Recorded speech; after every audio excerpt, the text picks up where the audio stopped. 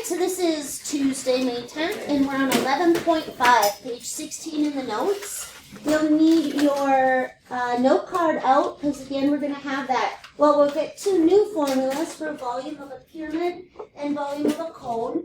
And then we also need the big capital B's at the bottom of our note card. So you might want to pause the video to find those. And then we're going to hop in here. I'm going to go full screen on you. And we've got volumes of pyramids and cones. So yesterday we did the cylinder and the prism, and they had two bases. The cone and the pyramid just have one. And so you can kind of see, like, if you're watching the video, I'm holding up, like, models of them, so just wait. You can kind of see that if I open this up and put it in here, it would take up a fraction of the cylinder in which it sits. Can you see that? So really it's the same as yesterday. There's just going to be a fraction out front of the formula, so it's going to be very straightforward. So we're going to start right off with the volume of a pyramid formula, which you'll want to write on your note card and in your notes. I'm going to make it bigger. So yesterday we said that if you had a prism, you'd cover the base and fill it up with the height. You're still going to do that, but you can kind of see that this doesn't take up the whole space. So what we do is we have this fraction out front, and we do capital BH and a third in front of it. So pretty similar to yesterday's. Just make sure you understand that this capital B stands for area of the base, and that base can change. So I think in your notes, 3 of them are square bases, and then there's a triangular base and a pentagonal base. Unfortunately, the notes only have square bases, so I think I'll change one. So we're going to go right to an example. The notes aren't exactly the same in your packet as mine are up here, and I apologize for that. But your first one should be this pyramid in France. Correct? Just hold off for a second. So the only thing is on yours you can't see the bottom length of that base. So go ahead and make it a 35.4 down there. I think it got really black in the photocopy. So on page 16 we're doing the volume of the Lerud pyramid in Paris, France. It says it's a square pyramid with a height. So that again is inside of it to the middle of the base. When it gives you that height, you need it for volume. Remember, we have that on the surface, that's the slant height. So you're going to have to be really careful with which one you need for what formula you're using. Ours, though, since it says volume, is 1/3 capital B H. And B is the area of that base, and it's a nice square down there. So I can just do 35.4 quantitatively squared. That would be the area of the square. And then the height was given to me, so I don't need to find it. It was a 21.64. And then you'd run it through your calculator and round to whatever it says to. This one it doesn't say to, so we'll go to the tenths. So I'm going to leave a box here. Well, some of you can do me a favor and run that through on your calculator. When you do that, we go a lot faster than 13,559. I got 9,000. I think you forgot to do a third. 93. Yeah. Well, I got 9,039. I mean 93. Me 39. 9,039? 0.5. All right, we'll take it if I've got 2 of you with that. So 1/3, and then the base would be a square. So we do 35.4 squared, or 35.4 times 35.4, whatever you like. Don't forget the label is in units cubed. So there's that one. Is this your next one here? What does your next one say? We're going to go to this guy right here. And so again, we have to be a little bit careful of what we're given. So I'm going to go over here to this square pyramid. This 25 is on the surface. It's the L, or the slant height, in our surface area formula. And it is on the surface. But with volume, when we're filling it up, we need this height on the inside. So again, you're going to get used to writing your formulas down, especially when you get to testing next week, because you can see how many you're going to have. So I get used to circling the word, and then I point at the shape, and that'll walk you right to what formula you need off your note card. So the capital B on this one's easy because, again, it's a square. So we just do side times side, or side squared. It's this height that's missing, and when you go to the picture, you have to know that you need to find it. And in this chapter, what did I say we used to find almost everything? The Pythagorean theorem, yeah. You just got to watch your A, your B, and the C. So let's hop off on the side. And the triangle was pulled out for you. Just know that once you hit in the center, you cut that side length in half. So it's 40 all the way across on our little triangle. It's a 20. So we'll just do h squared plus 20 squared is equal to 25 squared. And then you'll hop on your calculator and you'll do h squared plus 400. Just a second. Just a second. I'm getting there. 625. And then we'll subtract the 400. Yep, so our h squared is 225, and that's a perfect square. It's 15 times 15, so I get a nice height that I don't even need to round of 15 feet. So if something's missing, just like we've been doing this whole chapter almost always, there was one yesterday where it was that special right triangle, special 30, 60, 90 thing, but most of the time it's Pythagorean theorem. So then I can just go put that 15 in here, and then you'll round to what it says to round to.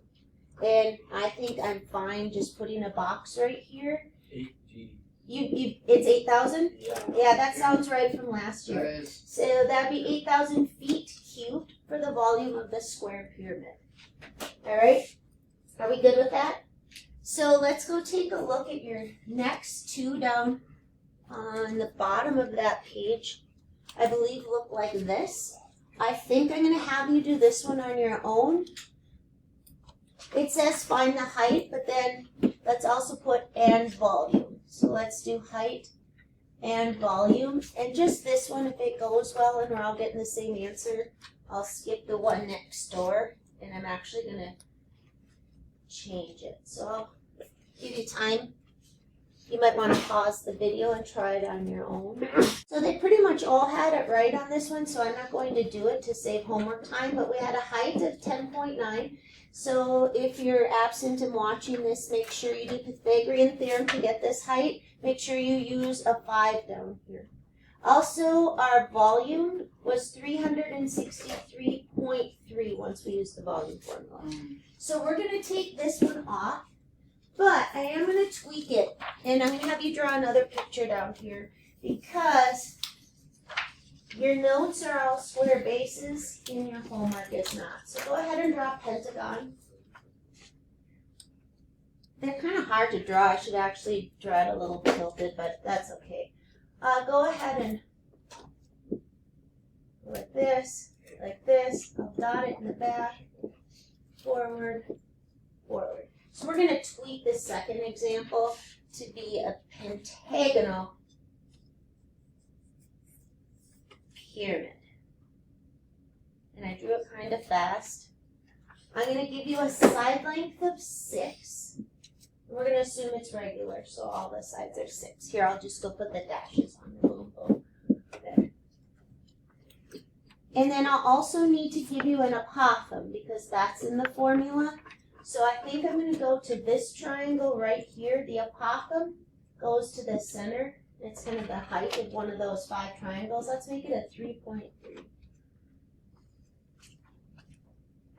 And then what else do you think I have to give you? I either need to give you the slant height so that you can use Pythagorean theorem to find the height, or I have to give you the height of it. And I'm going to give you the height of it. The height goes inside from the vertex to the center. So I'm going to point at that, and I'm going to make that a height of 10. All right? So all the ingredients you need are on here. We just have to be careful where we plug them in. So let's go write our formula. Our formula is 1/3 the area of the base, and then pull it up with the height. So this is where you need maybe not, it depends on your memory. You might need to go to your purple sheet. It's not a rectangle, it's not a triangle, it's not a trapezoid. It falls under all other regular polygons. So our capital B here, I'm going to go do over here. I like to keep it out of my workspace. You can put it in your workspace if you want. But it's going to be, capital B is 1/2 of A times S times N. Pull it right off of your note card. All right. So, Addison, what's the apophthegm on this picture? Yeah, it's always the kind of on the base. And remember, it's if you made those 5 triangles in there from last chapter. And then what does S stand for, just to review? Sawyer. No. What does S stand for? Side lengths, which you'll be given, or sometimes they hide it and tell you the perimeter, but most of the time you'll have that. And just to review, what does the N stand for? How many sides? Awesome, you guys. And there's 5 of them. So I would off on the side just run my capital B ingredients through. What is it? 49.5. Awesome. So 49.5, they're telling me is what they got when they multiplied those out.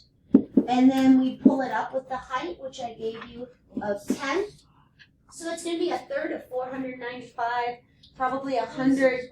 That sounds right. 165. And then it'd be units cubed. I didn't tell you what the units were on that. All right. So let's do millimeters. Yeah. All right. So that one's done. I just have to check your notes because they don't match mine. Okay, perfect. It goes to cones next. So we did that one already. My notes are just a little messed up. So for your cone formula, I want you to cross this guy off. I don't like the ors. I don't like to give you 2 choices. So we're just going to do the one that's left. It's very similar. So I'm going to write it bigger. We did yesterday, we did the volume of a cylinder was cover the bottom, which is always a circle, pull it up with the height, which is inside. And that's what we'll do today. But for a cone, it takes up a third of the space of the cylinder in which it sits. So like if I were to put this inside of this, it would fill up with a third of the water or take up a third of the space. Does that make sense? So it's really yesterday's stuff with a fraction in front. But I think yesterday they didn't hide some stuff on you. They told me they didn't have this one on theirs. Yes, right? You guys have one that's tilted and it's got a 7. So I'm going to draw it right here. It's like this. And it looks like there was a 7 in here, correct? Yeah. And then, did it give the diameter or the radius? Radius of 2. Perfect. Radius of 2. So this is very straightforward. You're just going to have to be careful when you're doing your homework, whether that 7 is in it or on it. But on this one, it's in it, and that's what we need for volume. So we'll do 1/3 of pi times the radius squared times the height. And I think we'll keep it in terms of pi, just so we have, because we haven't done that before. So just like yesterday, your pi goes in your answer. On Schoology, it'll be sitting there. And then I'd have 4 times 7 is 28. 9 1/3. So, yeah, I'm just going to leave it as 28/3. You could have it as 9.3 repeated or 9 1/3. I personally like improper fractions better. All right? So go do the one next to it. And then we just have one last. So I had them do on their own the second one in that previous set that had the diameter of 18. It looked like everybody on this side of the room had a 486 pi. Are we good with that? All right. So I think we can be done. What do you guys think? I would have to agree. I'd have to agree. There's really no sense beating a dead horse when we're all getting it right. So I'm just going to tell you your assignment, and then we'll go from there. So if you're absent and watching this, you'll need to take out a blank sheet of paper. They're getting a gridded sheet that's split into 4 on the front, and it's split into 6 on the back, but I don't really care. If you want to just label them 1 through 10 if you're at home.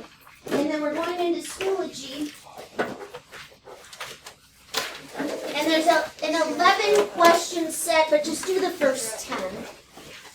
I copied it from Mr. Monahan before he was done editing it.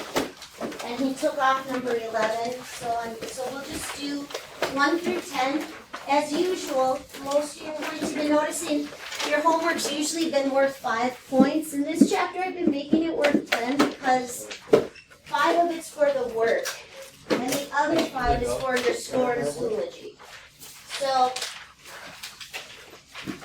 if your work looks good and you get 3 out of 5 in Schoology, I've been giving you 8 out of 10. If you get 5 out of 5 in Schoology but don't give me any work, I give you 5 out of 10. So this is more important. Send it back.